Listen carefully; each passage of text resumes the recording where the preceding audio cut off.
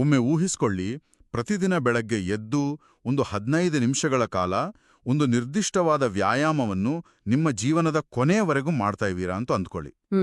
Okay.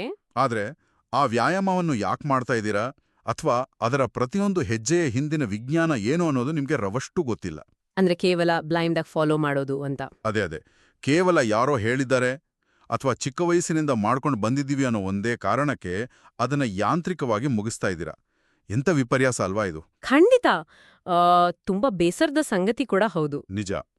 ಆದ್ರೆ ನೂರಾರು ವರ್ಷಗಳಿಂದ ನಡೆದುಕೊಂಡು ಬಂದಿರೋ ನಮ್ಮ ಎಷ್ಟೋ ಪ್ರಾಚೀನ ಆಚರಣೆಗಳ ಇಂದಿನ ವಾಸ್ತವ ಸ್ಥಿತಿ ಆಕ್ಚುಲಿ ಇದೇ ಆಗಿದೆ. ಹೌದು. ಸೊ ಇವತ್ತಿನ ನಮ್ಮ ಈ ಆಳವಾದ ಚರ್ಚೆಯಲ್ಲಿ ನಾವು ಇಂಥದ್ದೇ ಒಂದು ಪ್ರಾಚೀನ ಆಚರಣೆಯ ಒಳಹೊಕ್ಕು ನೋಡಲಿದ್ದೀವಿ.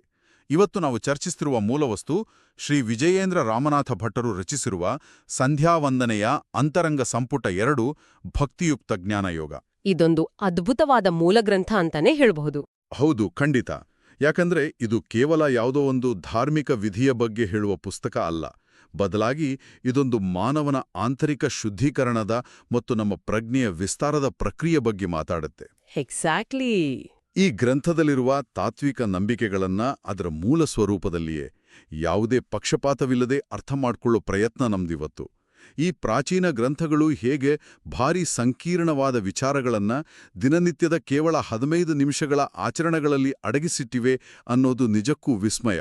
ಹೌದು. ಸರಿ, ಬನ್ನಿ ಇದನ್ನ ಬಿಡಿಸಿ ನೋಡೋಣ. ಮೂಲ ಗ್ರಂಥದಲ್ಲಿ ಆರಂಭದಲ್ಲೇ ಒಂದು ಅದ್ಭುತವಾದ ಶ್ಲೋಕದ ಉಲ್ಲೇಖ ಇದೆ. ವಿಪ್ರೋ ವೃಕ್ಷಸ್ತಸ್ಯ ಮೂಲಂ ಚ ಸಂಧ್ಯಾ ಅಂತ. ಅಂದ್ರೆ ವೇದಗಳು ಅನ್ನೋ ಬೃಹತ್ ವೃಕ್ಷಕ್ಕೆ ಸಂಧ್ಯಾವಂದನೆಯೇ ಮೂಲ ಬೇರು ಅಂತ ಹೇಳಿದ್ದಾರೆ. ಅಬ್ಬಾ, ಎಂಥ ದೊಡ್ಡ ಸ್ಟೇಟ್ಮೆಂಟ್ ಅಲ್ವಾ ಇದು? ಹೌದು. ಆದರೆ ಇವತ್ತು ನಾವು ಕೇವಲ ಒಣಗಿದ ಕೊಂಬೆ ರೆಂಬೆಗಳನ್ನು ನೋಡ್ತಾ ಇದ್ದೀವಾ ಅಥವಾ ಆ ಬೇರಿನೇ ಸಂಪೂರ್ಣವಾಗಿ ಮರ್ತಿದ್ದೀವಾ ಅನ್ಸುತ್ತೆ.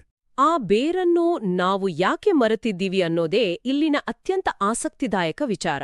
ನೋಡಿ, ನಾವು ಜೀವಿಸ್ತಿರುವ ಈ ಆಧುನಿಕ ಜಗತ್ತಿನಲ್ಲಿ ಮಾಹಿತಿಯ ಮಹಾಪೂರವೇ ಇದೆ. ಹೌದು, ಗೂಗಲ್ ಮಾಡಿದ್ರೆ ಸಾಕು, ಎಲ್ಲ ಸಿಗುತ್ತೆ. ಅದೇ, ಒಂದು ಆಚರಣೆಯನ್ನು ಹೇಗೆ ಮಾಡಬೇಕು, ಯಾವ ದಿಕ್ಕಿಗೆ ಮುಖ ಮಾಡಬೇಕು, ಯಾವ ಮಂತ್ರವನ್ನು ಎಷ್ಟು ಬಾರಿ ಹೇಳಬೇಕು ಅಂತ ಹೇಳ್ಕೊಡಲು ನೂರಾರು ದಾರಿಗಳಿವೆ. ಆದರೆ ಆ ಕೆಲಸವನ್ನು ಯಾಕೆ ಮಾಡಬೇಕು ಅನ್ನೋ ಮೂಲ ಉದ್ದೇಶವೇ ಕಳೆದುಹೋಗಿದೆ. ನಿಜ. ವೈ ಅನ್ನೋ ಪ್ರಶ್ನೆ ಯಾರೂ ಕೇಳಲ್ಲ. ಕರೆಕ್ಟ್. ಈ ಗ್ರಂಥ ಆ ಮರೆತು ಹೋದ ಕಾರಣವನ್ನು ಮತ್ತೆ ನೆನಪಿಸುವ ಬಹಳ ದೊಡ್ಡ ಕೆಲಸ ಮಾಡುತ್ತೆ. ಸಂಧ್ಯಾವಂದನೆ ಅನ್ನೋದು ಕೇವಲ ತೋರಿಕೆಯ ಆಚರಣೆಯಲ್ಲ, ಅದೊಂದು ಆಂತರಿಕ ಅನ್ವೇಷಣೆ ಅನ್ನೋದನ್ನ ಲೇಖಕರು ಬಹಳ ಸ್ಪಷ್ಟವಾಗಿ ತೆರೆದಿಡ್ತಾರೆ. ನಾವು ಮಾಡೋ ಪ್ರತಿ ಕ್ರಿಯೆಯ ಹಿಂದೆಯೂ ಒಂದು ತರ್ಕ ಇದೆ, ಒಂದು ಜ್ಞಾನ ಇದೆ ಅನ್ನೋದನ್ನ ಈ ಪುಸ್ತಕ ಹಂತ ಹಂತವಾಗಿ ವಿವರಿಸ್ತಾ ಹೋಗುತ್ತೆ. ಹೌದು. ನನಗೆ ಇಲ್ಲಿ ಇನ್ನೊಂದು ವಿಷಯ ತುಂಬಾ ಇಷ್ಟ ಆಗಿದ್ದು ಅಂದ್ರೆ, ಗ್ರಂಥದ ಆರಂಭದಲ್ಲೇ ಲೇಖಕರು ಆಧುನಿಕ ಸಮಾಜದಲ್ಲಿ ಸಂಧ್ಯಾವಂದನೆಯನ್ನು ಮಾಡದಿರಲು ಇರೋ ವಾಸ್ತವಿಕ ಕಾರಣಗಳನ್ನು ಬಹಳ ಪ್ರಾಮಾಣಿಕವಾಗಿ ಪಟ್ಟಿ ಮಾಡಿದ್ದಾರೆ. ಹೌದು, ಅದನ್ನ ಅವರು ಎಲ್ಲೂ ಮುಚ್ಚಿಟ್ಟಿಲ್ಲ. ಅದೇ ಅಂದ್ರೆ, ಉಪನಯನದ ಸಮಯದಲ್ಲಿ ನಡೆಯುವ ವಿದ್ಯಮಾನಗಳನ್ನೇ ನಾವು ಗಮನಿಸಿದ್ರೆ ಸಾಕು. ಪುರೋಹಿತರು ಏನೋ ಆತುರವಾಗಿ ವಿಧಿಗಳನ್ನು ಮುಗಿಸಿಬಿಡ್ತಾರೆ. ಇನ್ನು ಮನೆಗಳಲ್ಲಿ ಅದು ಕೇವಲ ಒಂದು ಸಾಮಾಜಿಕ ಸಮಾರಂಭವಾಗಿ, ಲೈಕ್ ಊಟೋಪಚಾರ, ಫೋಟೋಶೂಟ್, ಇವುಗಳಿಗೆ ಮಾತ್ರ ಸೀಮಿತವಾಗಿ ಬಿಡುತ್ತೆ. ಎಕ್ಸಾಕ್ಟ್ಲಿ. ಆ ಹುಡುಗನಿಗೆ ಏನ್ ನಡೀತಾ ಇದೆ ಅಂತಾನೆ ಗೊತ್ತಿರಲ್ಲ. ಹೌದು. ಇದರಿಂದಾಗಿ ಆ ಯುವಕನಿಗೆ ಇದೊಂದು ಕೇವಲ ಕರ್ಮ ಅಥವಾ ಯಾರೋ ಹೇಳಿದರೆ ಮಾಡಲೇಬೇಕು ಅನ್ನೋ ಭಾವನೆ ಬಂದ್ಬಿಡುತ್ತೆ. ಜೊತೆಗೆ ಬೆಳಗಿನ ಧಾವಂತ, ಆಫೀಸಿಗೆ ಹೋಗೋ ಆತುರ ಮತ್ತೆ ಬೇರೆ ಬೇರೆ ಪಾಠಭೇದಗಳಿಂದ ಉಂಟಾಗುವ ಗೊಂದಲಗಳು, ಇವೆಲ್ಲವೂ ಸೇರಿ ಈ ಆಚರಣೆ ಕೇವಲ ಒಂದು ಕಾಟಾಚಾರದ ಕೆಲಸವಾಗಿ ಬದಲಾಗಿದೆ. ನಾನು ಇದನ್ನ ಓದಿದಾಗ ನನಗೇನನ್ನಿಸ್ತು ಅಂತಂದ್ರೆ, ಇದು ಹೇಗಿದೆ ಅಂದ್ರೆ ಲಕ್ಷಾಂತರ ರೂಪಾಯಿ ಕೊಟ್ಟು ಒಂದು ಅತ್ಯಾಧುನಿಕ ಸ್ಮಾರ್ಟ್ಫೋನ್ ಖರೀದಿಸಿ ಅದರ ಮ್ಯಾನ್ಯುಯಲ್ ಕಳ್ಕೊಂಡ ಹಾಗೆ. ಓ ನೈಸ್, ಒಳ್ಳೆ ಉದಾಹರಣೆ ಇದು ಅಲ್ವಾ? ನಾವು ಕೇವಲ ಸ್ಕ್ರೀನ್ ಸ್ವೈಪ್ ಮಾಡ್ತಾ ಇರ್ತೀವಿ, ಆದ್ರೆ ಆ ಸಾಧನದ ಒಳಗಡಿರೋ ಅಸಲಿ ಪ್ರೊಸೆಸಿಂಗ್ ಪವರ್ ನಮಗೆ ತಿಳಿದೇ ಇರಲ್ಲ. ಹೌದು. ಆ ಸ್ಮಾರ್ಟ್ಫೋನ್ ಕಲ್ಪನೆ ಈ ಸಮಸ್ಯೆಯನ್ನು ಅರ್ಥ ಮಾಡ್ಕೊಳ್ಳೋಕೆ ಸರಿಯಾದ ದಾರಿ. ಆದ್ರೆ ಆ ರೂಪಕವನ್ನು ಇನ್ನಷ್ಟು ವಿಸ್ತರಿಸಬೇಕು ಅಂದ್ರೆ ನಾವು ಆಚರಣೆಯ ಹಾರ್ಡ್ವೇರ್ ಅನ್ನು ಮಾತ್ರ ಬಳಸ್ತಾ ಇದ್ದೀವಿ, ಅದರ ಸಾಫ್ಟ್ವೇರ್ನು ಅಪ್ಡೇಟ್ ಮಾಡೋದನ್ನೇ ಮರ್ತು ಬಿಟ್ಟಿದೀವಿ. ವಾವ್! ಹಾರ್ಡ್ವೇರ್ ಮತ್ತೆ ಸಾಫ್ಟ್ವೇರ್? ಹೌದು. ಇಲ್ಲಿ ಹಾರ್ಡ್ವೇರ್ ಅಂದ್ರೆ ಕೇವಲ ಎದ್ದು ನಿಲ್ಲೋದು, ನೀರು ಕುಡಿಯೋದು, ಮಂತ್ರ ಹೇಳೋದು. ಆದ್ರೆ ಸಾಫ್ಟ್ವೇರ್ ಅಂದ್ರೆ ಅದರ ಹಿಂದಿನ ಜ್ಞಾನ, ಅಂದ್ರೆ ಆ ಮಂತ್ರದ ಅರ್ಥ. ಹೌದು. ಈ ಯಾಂತ್ರಿಕತೆಯಿಂದ ಹೊರಬರಲು ಮೂಲಗ್ರಂಥವು ಹೇಗೆ ಕರ್ಮಯೋಗದಿಂದ ಜ್ಞಾನಯೋಗಕ್ಕೆ ಸೇತುವೆ ನಿರ್ಮಿಸ್ತೆ ಅನ್ನೋದು ಬಹಳ ಮುಖ್ಯ. ಲೇಖಕರು ತಮ್ಮ ಮೊದಲ ಸಂಪುಟದಲ್ಲಿ ಭಕ್ತಿಯುಕ್ತ ಕರ್ಮಯೋಗವನ್ನು ವಿವರಿಸಿದ್ದಾರೆ. ಅಂದ್ರೆ ಪ್ರಕ್ರಿಯೆಯನ್ನು ಹೇಗೆ ಮಾಡಬೇಕು ಅಂತ. ಓಕೆ, ಅದು ಫಸ್ಟ್ ವಾಲ್ಯೂಮ್. ಹೌದು. ಆದ್ರೆ ಈ ಎರಡನೇ ಸಂಪುಟ ಅಂದ್ರೆ ಈ ಜ್ಞಾನಯೋಗ ಆ ಪ್ರಕ್ರಿಯೆಯ ಹಿಂದಿನ ಅರ್ಥ ಏನು ಅಂತ ವಿವರಿಸುತ್ತೆ. ಕೇವಲ ಯಾಂತ್ರಿಕವಾಗಿ ಬಾಯಲ್ಲಿ ಮಂತ್ರ ಹೇಳಿದ್ರೆ ಅದು ನಿರ್ಜೀವ ಆಗತ್ತೆ. ಅದರ ಹಿಂದಿನ ಅರ್ಥ ಮತ್ತು ಅದರ ಅನುಸಂಧಾನ ಸೇರಿದಾಗ ಮಾತ್ರ ಅದಕ್ಕೆ ಜೀವ ಬರುತ್ತೆ. ಒಂದು ನಿಮಿಷ ತಡೆಯಿರಿ. ಇಲ್ಲಿ ನೀವು ಅನುಸಂಧಾನ ಮತ್ತು ಜ್ಞಾನ ಅಂತ ಎರಡು ಪದಗಳನ್ನು ಬಳಸಿದ್ರಿ. ಈ ಗ್ರಂಥದಲ್ಲಿ ನಿರ್ದಿಷ್ಟವಾದ ಧ್ಯಾನ ಪ್ರಕ್ರಿಯೆಯ ಕಡೆಗೆ ಚರ್ಚೆ ಸಾಗಿದಾಗ ಗಾಯತ್ರಿ ಮಂತ್ರವನ್ನು ಜಪಿಸುವಾಗ ದೇವರ ವಿವಿಧ ರೂಪಗಳನ್ನು ಹೇಗೆ ಧ್ಯಾನಿಸಬೇಕು ಅಂತ ವಿವರಿಸಿದ್ದಾರೆ. ಹೌದು. ಅಲ್ಲಿ ಬೃಹತಿ ಸಹಸ್ರ ಅನ್ನೋ ಒಂದು ಪದ ಬರುತ್ತೆ. ನಾನು ಪ್ರಾಮಾಣಿಕವಾಗಿ ಹೇಳಬೇಕು ಅಂದ್ರೆ ಒಬ್ಬ ಆಧುನಿಕ ವ್ಯಕ್ತಿಗೆ ಅಥವಾ ನನಗೇ ಆಗಲಿ ಇಂಥ ಗಡಸಾದ ತಾಂತ್ರಿಕ ಪದಗಳು ಕೇಳಿದ ತಕ್ಷಣ ಒಂಥರ ಗೊಂದಲ ಆಗುತ್ತೆ. ಖಂಡಿತ, ಅದು ಸಹಜ ಕೂಡ. ಈ ಬೃಹತಿ ಸಹಸ್ರ ಅಂದ್ರೇನು? ಸಾಮಾನ್ಯ ಜನರಿಗೆ ಅರ್ಥ ಆಗೋ ಹಾಗೆ ಇದನ್ನ ಹೇಗೆ ವಿವರಿಸಬಹುದು? ಓಕೆ, ಇದನ್ನೊಂದು ಬಹಳ ಸರಳವಾದ ರೀತಿಯಲ್ಲಿ ನೋಡೋಣ. ಬೃಹತ್ ಅಂದ್ರೆ ಅತ್ಯಂತ ದೊಡ್ಡದು ಅಥವಾ ಬೃಹತ್ತಾದದ್ದು. ಸಹಸ್ರ ಅಂದ್ರೆ ಸಾವಿರಾರು ಅಥವಾ ಅನಂತವಾದದ್ದು. ಓಕೆ. ನಮ್ಮ ದೈನಂದಿನ ಜೀವನದಲ್ಲಿ ನಾವು ನಮ್ಮದೇ ಆದ ಸಣ್ಣ ಪುಟ್ಟ ಸಮಸ್ಯೆಗಳಲ್ಲಿ ನಮ್ಮದೇ ಆದ ಚಿಕ್ಕ ಪ್ರಪಂಚದಲ್ಲಿ ಬಂದಿಯಾಗಿರ್ತೀವಿ. ನನ್ನ ಕೆಲ್ಸ, ನನ್ನ ಸಂಬಳ, ನನ್ನ ಟ್ರಾಫಿಕ್ ಸಮಸ್ಯೆ ಇಷ್ಟೇ ನಮ್ಮ ಜಗತ್ತು ಅಲ್ವಾ? ಹೌದು, ಅದರಾಚೆಗೆ ನಾವು ಯೋಚನೆನೇ ಮಾಡಲ್ಲ. ಎಕ್ಸಾಕ್ಟ್ಲಿ. ಆದ್ರೆ ಗಾಯತ್ರಿ ಮಂತ್ರವನ್ನು ಜಪಿಸುವಾಗ ಇಡೀ ಬ್ರಹ್ಮಾಂಡದಲ್ಲಿ ವ್ಯಾಪಿಸಿರುವ ಸಾವಿರಾರು ತಲೆಗಳು, ಸಾವಿರಾರು ಕಣ್ಣುಗಳುಳ್ಳ ಒಂದು ಅನಂತ ಶಕ್ತಿಯನ್ನು ಊಹಿಸಿಕೊಳ್ಳಿ ಅಂತ ಈ ಬೃಹತಿ ಸಹಸ್ರದ ಪರಿಕಲ್ಪನೆ ಹೇಳುತ್ತೆ. ನೀವು ಆ ಅನಂತವಾದ ಬೃಹತ್ ಶಕ್ತಿಯನ್ನು ಮನಸ್ಸಿನಲ್ಲಿ ತಂದುಕೊಂಡಾಗ ಏನಾಗುತ್ತೆ ಅಂದ್ರೆ ನಿಮ್ಮ ವೈಯಕ್ತಿಕ ಸಮಸ್ಯೆಗಳು ಎಷ್ಟು ಕ್ಷುಲ್ಲಕ ಅಂತ ನಿಮ್ಗೆ ಅರಿವಾಗೋಕ್ ಶುರುವಾಗುತ್ತೆ. ಓಹೋ, ಹೌದಲ್ವಾ? ಹೌದು. ಇದೊಂದು ಅದ್ಭುತವಾದ ಮಾನಸಿಕ ವಿಸ್ತರಣೆಯ ತಂತ್ರ. ಭಗವಂತನನ್ನು ಕೇವಲ ಒಂದು ಅಮೂರ್ತ ಶಕ್ತಿಯಾಗಿ ನೋಡದೆ ಅವನ ಅನಂತತೆಯನ್ನು ಧ್ಯಾನಿಸುವ ಪ್ರಕ್ರಿಯೆ ಇದು. ಸರಿ, ಬೃಹತಿ ಸಹಸ್ರದ ಮೂಲಕ ನಮ್ಮ ಮನಸ್ಸನ್ನು ಇಡೀ ಬ್ರಹ್ಮಾಂಡಕ್ಕೆ ವಿಸ್ತರಿಸುವ ವಿಚಾರ ನನಗೆ ಅರ್ಥ ಆಯಿತು. ಆದ್ರೆ ಇಲ್ಲಿಯೇ ನನಗೆ ಒಂದು ದೊಡ್ಡ ಗೊಂದಲ ಎದುರಾಗೋದು. ಏನು ಗೊಂದಲ? ಗ್ರಂಥದಲ್ಲಿ ಒಂದು ಕಡೆ ಆ ಬೃಹತ್ ಶಕ್ತಿಯ ಬಗ್ಗೆ ಹೇಳ್ತಾರೆ, ಆದ್ರೆ ಮುಂದಿನ ಪುಟಗಳಲ್ಲಿ ನೋಡಿದ್ರೆ ನೇರವಾಗಿ ಅತ್ಯಂತ ಮಾನವೀಯವಾದ ಕಥೆಗಳ ಕಡೆಗೆ ಹೊರಳಿ ಬಿಡ್ತಾರೆ. ಪುರಾಣದ ಕಥೆಗಳು. ಹೌದು. ಉದಾಹರಣೆಗೆ ಉಡುಪಿ ಶ್ರೀಕೃಷ್ಣ ಅಥವಾ ಶ್ರೀನಿವಾಸನ ಕಥಾಲೋಕವನ್ನು ಈ ಧ್ಯಾನದ ಜೊತೆ ತಳಕು ಹಾಕಿದ್ದಾರೆ. ಭೃಗು ಮಹರ್ಷಿಗಳು ಬಂದು ವಿಷ್ಣುವಿನ ಎದೆಗೆ ಒದ್ದಾಗ ಆತ ಸಿಟ್ಟು ಮಾಡಿಕೊಳ್ಳುವ ಬದಲು ಮಹರ್ಷಿಗಳ ಪಾದಕ್ಕೆ ಪೆಟ್ಟಾಯಿತೆ ಅಂತ ಅವರ ಪಾದವನ್ನು ಒತ್ತಿ ಉಪಚರಿಸಿದನಂತೆ. ಹೌದು. ಮತ್ತೆ ಶ್ರೀನಿವಾಸನಾಗಿ ಅವತರಿಸಿ ಹುತ್ತದಲ್ಲಿ ವಾಸವಾಗಿದ್ದಾಗ ಆತನಿಗೆ ಹಾಲುಣಿಸಲು ಸಾಕ್ಷಾತ್ ಚತುರ್ಮುಖ ಬ್ರಹ್ಮನೇ ಹಸುವಾಗಿ ಬಂದ ಕಥೆ. ಇನ್ನು ಪದ್ಮಾವತಿಯನ್ನು ಒಲಿಸಿಕೊಳ್ಳಲು ಆನೆಯನ್ನು ಬೆನ್ನಟ್ಟುವ ಬೇಟೆಗಾರನಾಗಿ, ಕಾವಲುಗಾರನಾಗಿ, ಕೊನೆಗೆ ಮದುವೆಗಾಗಿ ಕುಬೇರನಲ್ಲಿ ಸಾಲಗಾರನಾಗಿ ನಾನಾ ವೇಷಗಳನ್ನು ಹಾಕಿದ ಕಥೆಗಳನ್ನು ಲೇಖಕರು ಇಲ್ಲಿ ವಿವರಿಸಿದ್ದಾರೆ. ಇಲ್ಲಿ ನಾನು ಒಬ್ಬ ತಾರ್ಕಿಕ ಮನಸ್ಸಿನ ವ್ಯಕ್ತಿಯಾಗಿ ಒಂದು ಪ್ರಶ್ನೆ ಕೇಳಲೇಬೇಕು. ಇಡೀ ಬ್ರಹ್ಮಾಂಡವನ್ನು ಸೃಷ್ಟಿಸಿದ ಒಬ್ಬ ಸರ್ವಶಕ್ತನಾದ ದೇವರು ಮಾನವರ ಹಾಗೆ ಯಾಕೆ ಸಾಲ ಮಾಡ್ತಾನೆ? ಕಾವಲುಗಾರನಾಗಿ ಯಾಕೆ ನಿಲ್ತಾನೆ? ಒದ್ದವರ ಕಾಲು ಯಾಕೆ ಹಿಡಿತಾನೆ? ಇದು ಸಾಕಷ್ಟು ಜನರಿಗೆ ಬರುವ ಪ್ರಶ್ನೆನೇ ಅಲ್ವಾ? ಇದೆಲ್ಲ ಕೇಳೋಕೆ ಯಾವುದೋ ಒಂದು ಕಮರ್ಷಿಯಲ್ ಸಿನಿಮಾದ ರೋಚಕ ಕಥೆ ತರಹ ಕಾಣುತ್ತಲ್ವಾ? ಒಬ್ಬ ಅನಂತ ಶಕ್ತಿಯನ್ನು ಧ್ಯಾನಿಸುವಾಗ ಇಂತಹ ಕಥೆಗಳನ್ನು ಯಾಕೆ ನೆನಪಿಸಿಕೊಳ್ಳಬೇಕು? ಇದು ದೇವರ ಶಕ್ತಿಯನ್ನು ಕುಗ್ಗಿಸಿದ ಹಾಗೆ ಆಗಲ್ವಾ? ಮೇಲ್ನೋಟಕ್ಕೆ ಇದು ಹಾಗೆ ಅನ್ಸೋದು ಬಹಳ ಸಹಜ. ಆದ್ರೆ ಇದೇ ಕಥೆಗಳನ್ನು ನಾವು ಮನಃಶಾಸ್ತ್ರೀಯ ಮತ್ತು ಆಧ್ಯಾತ್ಮಿಕ ದೃಷ್ಟಿಕೋನದಿಂದ ನೋಡಿದಾಗ ಇದು ದೇವರ ಶಕ್ತಿಯನ್ನು ಕುಗ್ಗಿಸಲ್ಲ, ಬದಲಾಗಿ ಅದು ಆತನ ಸೌಲಭ್ಯವನ್ನು ತೋರಿಸುತ್ತೆ. ಸೌಲಭ್ಯ ಅಂದ್ರೆ ದೇವ್ರು ತನ್ನ ಭಕ್ತರಿಗೆ ಎಷ್ಟು ಸುಲಭವಾಗಿ ದಕ್ಕುತ್ತಾನೆ, ಎಷ್ಟು ಹತ್ತಿರವಾಗಬಲ್ಲ ಅನ್ನೋದು. ಇದು ಭಕ್ತವಾತ್ಸಲ್ಯದ ಪರಾಕಾಷ್ಠೆ. ನೀವು ಭೃಗು ಮಹರ್ಷಿಯ ಕಥೆಯನ್ನೇ ತಗೊಳ್ಳಿ. ಓಕೆ. ಒಬ್ಬ ಬಲಶಾಲಿ ವ್ಯಕ್ತಿಗೆ ಯಾರಾದ್ರೂ ಬಂದು ಹೊಡೆದ್ರೆ ಆತ ತಿರುಗಿ ಹೊಡೆಯೋದು ಸಾಮಾನ್ಯ ಪ್ರತಿಕ್ರಿಯೆ ಅಲ್ವಾ? ಹೌದು, ಈವನ್ ಸಾಮಾನ್ಯ ಮನುಷ್ಯ ಕೂಡ ತಿರುಗಿ ಹೊಡಿತಾನೆ. ಎಕ್ಸಾಕ್ಟ್ಲಿ. ಆದ್ರೆ ತನ್ನನ್ನು ಒದ್ದವರ ಪಾದವನ್ನೇ ಒತ್ತಿ ಉಪಚರಿಸಿದ ಅಂದ್ರೆ ಅಲ್ಲಿ ಅಹಂಕಾರವನ್ನು ಸಂಪೂರ್ಣವಾಗಿ ಮೀರಿದ ಪರಮ ಕರುಣೆ ಆತನಲ್ಲಿದೆ ಅಂತ ಅರ್ಥ. ಲೇಖಕರು ಬಹಳ ಸುಂದರವಾಗಿ ವಿವರಿಸ್ತಾರೆ. ಗಾಯತ್ರಿ ಮಂತ್ರದ ಜೊತೆ ಈ ಕಥೆಗಳನ್ನು ಕೇವಲ ಮನೋರಂಜನಾ ಕಥೆಗಳಾಗಿ ಅಲ್ಲದೆ ಅನುಸಂಧಾನವಾಗಿ ಧ್ಯಾನಿಸಬೇಕು ಅಂತ. ಅನುಸಂಧಾನವಾಗಿ ಅಂದ್ರೆ ಆಳವಾಗಿ ಫೀಲ್ ಮಾಡಬೇಕು ಅಂತನಾ? ಹೌದು, ಜಪ ಮಾಡುವಾಗ, ಧ್ಯಾನ ಮಾಡುವ ವ್ಯಕ್ತಿಯ ಮನಸ್ಸಿನಲ್ಲಿ ಓ, ಇಡೀ ಬ್ರಹ್ಮಾಂಡವನ್ನು ಸೃಷ್ಟಿಸಿದ ಆ ಅನಂತ ಶಕ್ತಿ ಕೇವಲ ಪ್ರೀತಿಗೋಸ್ಕರ, ಭಕ್ತಿಗೋಸ್ಕರ ಇಷ್ಟೆಲ್ಲಾ ಕಷ್ಟಗಳನ್ನು ಪಡಬಲ್ಲದು, ಸಾಮಾನ್ಯರ ಮಟ್ಟಕ್ಕೆ ಇಳಿದು ಬರಬಲ್ಲದು ಅನ್ನೋ ಭಾವನೆ ಮೂಡ್ಬೇಕು. ಹೀಗೆ ಮೂಡ್ದಾಗೇನಾಗುತ್ತೆ ಗೊತ್ತಾ? ಏನಾಗುತ್ತೆ? ನಮ್ಮ ಒಳಗಿರೋ ಅಹಂಕಾರ ಒಡೆದ್ಹೋಗುತ್ತಾ? ನಿಖರವಾಗಿ. ನಾವು ದಿನನಿತ್ಯ ನಾನು, ನನ್ನದು, ನನ್ನ ಸ್ಟೇಟಸ್ ಅನ್ನೋ ಅಹಂಕಾರದಲ್ಲಿ ಬದುಕ್ತಾ ಇರ್ತೀವಿ. ಆದ್ರೆ ಅಷ್ಟು ದೊಡ್ಡ ಶಕ್ತಿಯೇ ಅಹಂಕಾರವಿಲ್ಲದೆ ಒದ್ದವರ ಕಾಲಿಡ್ತಾ ಇರುವಾಗ ನನ್ನ ಈ ಸಣ್ಣ ಅಹಂಕಾರಕ್ಕೆ ಏನು ಬೆಲೆ ಅನ್ನೋ ಅರಿವು ಧ್ಯಾನ ಮಾಡುವನಿಗೂ ಉಂಟಾಗುತ್ತೆ. ವಾವ್, ಇದು ನಿಜಕ್ಕೂ ಪವರ್ಫುಲ್ ಥಾಟ್. ಹೌದು, ಆ ಜಾಗದಲ್ಲಿ ದೇವರ ಬಗ್ಗೆ ಪ್ರೀತಿ ಮತ್ತು ಭಕ್ತಿ ಅಚ್ಚಲ ಆಗತ್ತೆ. ಕೇವಲ ಮಂತ್ರವನ್ನು ಯಾಂತ್ರಿಕವಾಗಿ ಜಪಿಸುವುದಕ್ಕೂ ಈ ಭಕ್ತವಾತ್ಸಲ್ಯದ ಗುಣಗಳನ್ನು ಮನಸ್ಸಿನಲ್ಲಿ ತಂದುಕೊಂಡು ಕೃತಜ್ಞತೆಯಿಂದ ಜಪಿಸುವುದಕ್ಕೂ ಇರೋ ಅಗಾಧವಾದ ವ್ಯತ್ಯಾಸವನ್ನು ಗ್ರಂಥ ಎತ್ತಿ ತೋರಿಸುತ್ತೆ. ಕಥೆಗಳು ಇಲ್ಲಿ ಕೇವಲ ಕಥೆಗಳಲ್ಲ, ಅವು ನಮ್ಮ ಅಹಂಕಾರವನ್ನು ಕರಗಿಸುವ ಆಂತರಿಕ ಉಪಕರಣಗಳು. ವಾವ್! ಅಂದ್ರೆ ಆ ಕಥೆಗಳು ನಾವು ಮಾಡೋ ಧ್ಯಾನಕ್ಕೆ ಒಂದು ಎಮೋಷನಲ್ ಆಂಕರ್ ಕೊಟ್ಟಾಗಾಯ್ತು. ಹೌದು, ಕರೆಕ್ಟ್. ಸರಿ, ಕಥೆಗಳಿಂದ ನಮ್ಮ ಅಹಂಕಾರ ಕರಗ್ತು ಅಂತಾನೆ ಇಟ್ಕೊಳ್ಳೋಣ. ಈ ಅಹಂಕಾರ ಕರಗಿದ ಮೇಲೆ ಅಲ್ಲಿ ನಡೆಯೋ ಭೌತಿಕ ಪ್ರಕ್ರಿಯೆಗಳೇನು?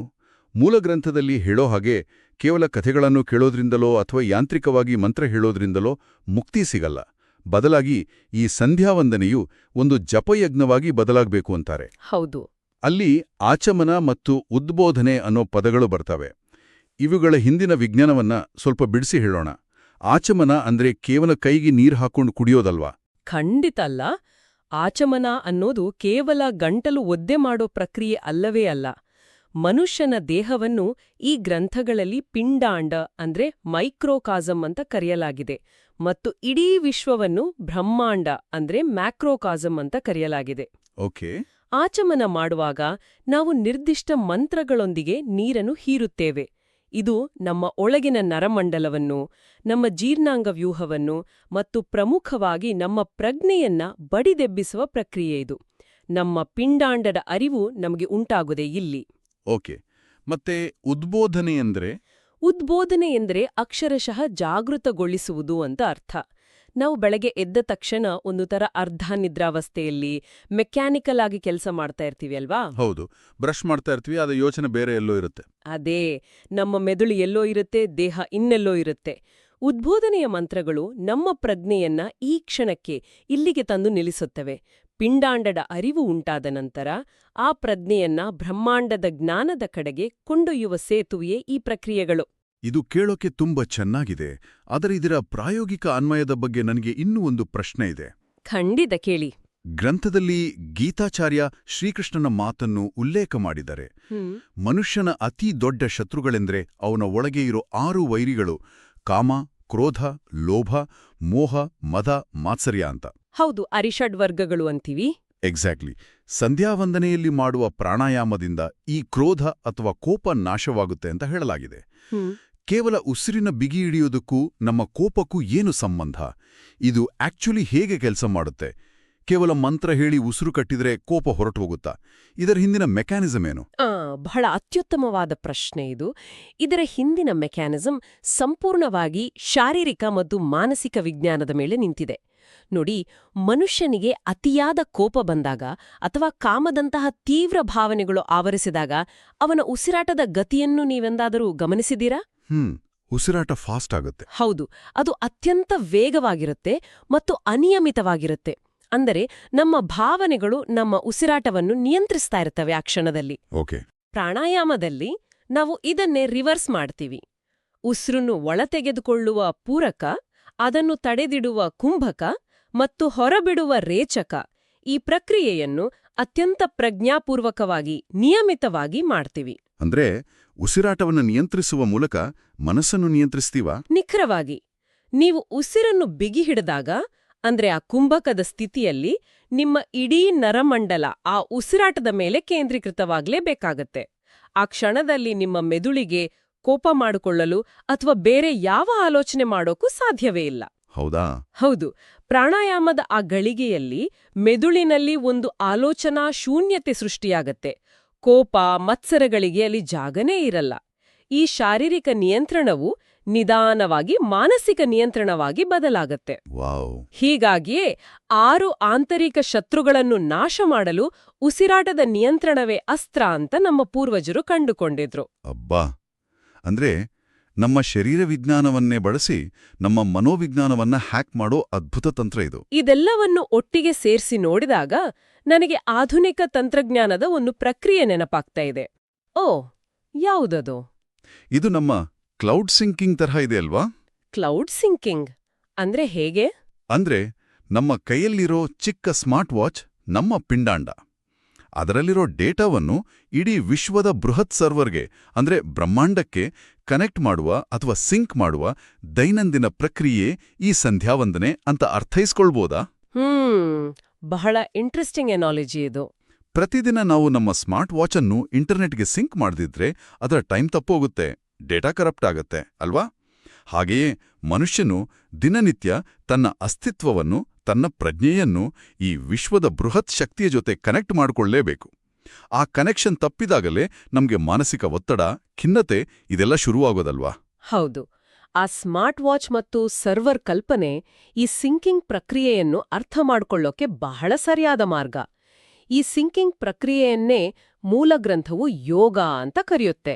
ಯೋಗ ಅಂದ್ರೆ ಜೋಡಿಸುವುದು. ಆದ್ರೆ ಇಲ್ಲಿ ನಾವು ಮತ್ತೊಂದು ಹೆಜ್ಜೆ ಮುಂದೆ ಹೋಗ್ಬೇಕು. ಕೇವಲ ಕನೆಕ್ಟ್ ಮಾಡಿದ್ರೆ ಸಾಲ್ದು. ಡೇಟಾ ಟ್ರಾನ್ಸ್ಫರ್ ಆಗುವಾಗ ವಾಚ್ನಲ್ಲಿ ವೈರಸ್ ಇದ್ರೆ ಇಡೀ ಪ್ರಕ್ರಿಯೆ ಕರಪ್ಟ್ ಆಗುತ್ತೆ ಅಲ್ವಾ? ಓಹ್, ಖಂಡಿತ. ನಮ್ಮ ಮನಸ್ಸನ್ನು ಕರಪ್ಟ್ ಮಾಡೋ ಆ ವೈರಸ್ಗಳೇ ಈ 6 ಶತ್ರುಗಳು, ಅಂದ್ರೆ ಕಾಮಕ್ರೋಧಾದಿಗಳು. ಪ್ರಾಣಾಯಾಮ ಮತ್ತು ಜಪ ಅನ್ನೋ ಪ್ರಕ್ರಿಯೆ ಕೇವಲ ಕನೆಕ್ಷನ್ ಅಲ್ಲ, ಅದೊಂದು ಪವರ್ಫುಲ್ ಆಂಟಿವೈರಸ್ ಸಾಫ್ಟ್ವೇರ್ ಇದ್ದಾಗೆ. ವಾವ್, ಇದು ಸೂಪರ್!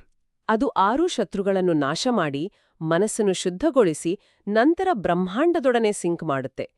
ಇನ್ನೊಂದು ಪ್ರಮುಖ ವಿಚಾರ ಅಂದ್ರೆ ಲೇಖಕರು ವಿವರಿಸಿರೋ ಹಾಗೆ ಸಂಧ್ಯಾವಂದನೆಯಲ್ಲಿ ಭಗವದ್ಗೀತೆಯ 18 ಅಧ್ಯಾಯಗಳ ಸಾರವೂ ಅಡಗಿದೆ. ಹೌದಾ? ಅಷ್ಟೊಂದಿವ್ಯಾ ಅದರಲ್ಲಿ? ಹೌದು. ಅದು ಭಕ್ತಿ, ಕರ್ಮ, ಜ್ಞಾನ ಮತ್ತು ರಾಜಯೋಗಗಳ ಅದ್ಭುತ ಸಮ್ಮಿಲನವಾಗಿದೆ.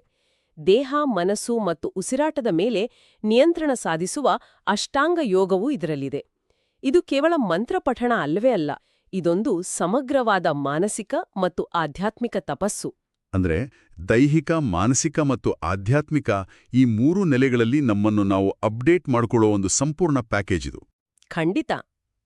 ನಾವು ಚರ್ಚೆಯ ಆರಂಭದಲ್ಲಿ ಮಾತಾಡಿದ ಹಾಗೆ ಕೇವಲ ಸಮಯದ ಅಭಾವದಿಂದಲೋ ಅಥವಾ ಅರ್ಥ ಗೊತ್ತಿಲ್ಲದೆಯೋ ಇದೊಂದು ಬೋರ್ ಹೊಡೆಸೋ ಕೆಲಸ ಅಂತನೂ ಕೈಬಿಡಬೇಕಾದ ಆಚರಣೆ ಖಂಡಿತ ಅಲ್ಲ ಇದು. ಬದಲಾಗಿ ಅದು ಅರ್ಥಪೂರ್ಣವಾದ ಆಂತರಿಕ ಶುದ್ಧಿಯನ್ನು ತರುವ ಮತ್ತು ಮನುಷ್ಯನ ಸೀಮಿತ ಅಸ್ತಿತ್ವವನ್ನು ಬ್ರಹ್ಮಾಂಡದ ಅಪಾರ ಶಕ್ತಿಯೊಂದಿಗೆ ಬೆಸೆಯುವ ಒಂದು ಸುಂದರವಾದ ದೈನಂದಿನ ಸಾಧನೆ ಅಂತ ಹೇಳ್ಬೋದು. ಹೌದು, 100ಕ್ಕೆ 100 ನಿಜ. ಕಥೆಗಳ ಮೂಲಕ ಅಹಂಕಾರವನ್ನು ಕರಗಿಸಿ, ಉಸಿರಾಟದ ಮೂಲಕ ಕೋಪವನ್ನು ನಿಯಂತ್ರಿಸಿ, ಮಂತ್ರಗಳ ಮೂಲಕ ಪ್ರಜ್ಞೆಯನ್ನು ಎಚ್ಚರಿಸುವ ಈ ವಿಜ್ಞಾನ ನಿಜಕ್ಕೂ ಬೆರಗುಗೊಳಿಸುತ್ತೆ. ಲೇಖಕರಾದ ವಿಜಯೇಂದ್ರ ರಾಮನಾಥ ಭಟ್ರು ಈ ಭಕ್ತಿಯುಕ್ತ ಜ್ಞಾನಯೋಗದ ಮೂಲಕ ಆಚರಣೆಯ ಮರೆತು ಹೋಗಿದ್ದ ಜೀವನಾಡಿಯನ್ನೇ ಮತ್ತೆ ನಮ್ಮ ಕಣ್ಣು ಮುಂದೆ ಇಟ್ಟಿದ್ದಾರೆ. ಹೌದು, ಮನುಷ್ಯನ ಆಂತರಿಕ ವಿಕಾಸಕ್ಕೆ ಇಷ್ಟೊಂದು ನಿಖರವಾದ, ವ್ಯವಸ್ಥಿತವಾದ ಮಾರ್ಗಸೂಚಿಯನ್ನು ನಮ್ಮ ಪೂರ್ವಜರು ಅಷ್ಟು ಹಿಂದೆಯೇ ರಚಿಸಿದ್ದು ಅನ್ನೋದು ಆಶ್ಚರ್ಯ ಉಂಟುಮಾಡುತ್ತೆ. ಇದು ಕೇವಲ ಒಂದು ಧಾರ್ಮಿಕ ಚೌಕಟ್ಟಿಗೆ ಸೀಮಿತವಾದದ್ದಲ್ಲ, ಇದೊಂದು ಸಾರ್ವತ್ರಿಕವಾದ ಆಂತರಿಕ ವಿಜ್ಞಾನ ಅಂತಾನೆ ಹೇಳ್ಬಹುದು. ಹೌದು. ನಾವು ಮಾಡುವ ಆಚರಣೆಯ ಹಿಂದಿನ ಜ್ಞಾನವನ್ನು ನಾವು ಅರಿತಾಗ ಮಾತ್ರ ಅದು ಪೂರ್ಣ ಫಲವನ್ನು ನೀಡುತ್ತೆ. ನಿಜ. ಇಷ್ಟೆಲ್ಲ ಆಳವಾದ ವಿಚಾರಗಳನ್ನು ಅರ್ಥಮಾಡಿಕೊಂಡಾಗ ಆ ಯಾಂತ್ರಿಕತೆಯ ಪೊರೆ ತಾನಾಗೇ ಕಳಚಿಬೀಳುತ್ತೆ. ನಾವು ಕೇವಲ ಕೆಲಸವನ್ನು ಮಾಡೋ ಬದಲು ಆ ಕೆಲಸದ ಹಿಂದಿನ ಶಕ್ತಿಯನ್ನು ಅನುಭವಿಸಕ್ಕೆ ಶುರು ಮಾಡ್ತೀವಿ ಅಲ್ವಾ? ಖಂಡಿತ. ಇದೆಲ್ಲವನ್ನು ಗಮನಿಸಿದಾಗ ಒಂದು ಸಂಪೂರ್ಣ ಹೊಸ ಆಲೋಚನೆ ನಮ್ಮುಂದೆ ನಿಲ್ಲುತ್ತೆ. 100 ವರ್ಷಗಳ ಕಾಲ ಮನುಷ್ಯರು ತಮ್ಮ ಆಂತರಿಕ ಜಗತ್ತನ್ನು ಈ ರೀತಿಯ ಮ್ಯಾನ್ಯುಯಲ್ ಪ್ರಕ್ರಿಯೆಗಳ ಮೂಲಕ, ಅಂದ್ರೆ ಜಪ, ಧ್ಯಾನ, ಉಸಿರಾಟದ ನಿಯಂತ್ರಣಗಳ ಮೂಲಕ ವಿಶ್ವದೊಡನೆ ಸಿಂಕ್ ಮಾಡಿಕೊಳ್ಳುತ್ತಿದ್ದರು. ತಮ್ಮ ಮನಸ್ಸಿನ ನಿಯಂತ್ರಣ ತಮ್ಮ ಕೈಯಲ್ಲೇ ಇರುತ್ತಿತ್ತು. ಆದರೆ ಇಂದು ನಾವು ನಮ್ಮ ನೆಮ್ಮದಿ, ಫೋಕಸ್ ಮತ್ತು ಮಾನಸಿಕ ಆರೋಗ್ಯಕ್ಕಾಗಿ ಸ್ಮಾರ್ಟ್ಫೋನ್ ಆಪ್ಗಳು, ಡಿಜಿಟಲ್ ರಿಮೈಂಡರ್ಗಳು ಮತ್ತು ಧ್ಯಾನದ ಗ್ಯಾಜೆಟ್ಗಳನ್ನು ನಂಬ್ಕೊಂಡಿದ್ದೀವಿ. ಹೌದು, ಅದಿಲ್ಲದೆ ನಮ್ಗೇನು ತೋಚಲ್ಲ ಈಗ.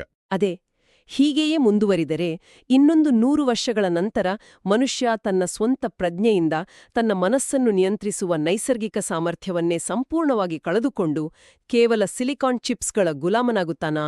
ಓಹ್, ಇದನ್ನು ಭಯಾನಕ ಯೋಚನೆ. ಹೌದು. ತಂತ್ರಜ್ಞಾನದ ಸಹಾಯವಿಲ್ಲದೆ ಕನಿಷ್ಠ 15 ನಿಮಿಷಗಳ ಕಾಲ ತನ್ನೊಡನೆ ತಾನು ಏಕಾಂತದಲ್ಲಿ ಕೂರಲು ಭಯಪಡುವಂತಹ, ತನ್ನದೇ ಮನಸ್ಸನ್ನು ಎದುರಿಸಲು ಭಯಪಡುವಂತಹ ಭವಿಷ್ಯದ ಕಡೆಗೆ ನಾವು ಸಾಗ್ತಾ ಇದ್ದೀವ. ನಮ್ಮದೇ ಪರಂಪರೆಯಲ್ಲಿರುವ ಈ ಆಂತರಿಕ ತಂತ್ರಜ್ಞಾನವನ್ನು ನಾವು ಮರೆತರೆ ಭವಿಷ್ಯದಲ್ಲಿ ನಾವು ತೆರಬೇಕಾದ ಬೆಲೆ ಎಷ್ಟು ದೊಡ್ಡದಾಗಿರಬಹುದು ಅನ್ನೋದು ನಾವು ಗಂಭೀರವಾಗಿ ಯೋಚಿಸಬೇಕಾದ ವಿಚಾರ ಅಲ್ವಾ?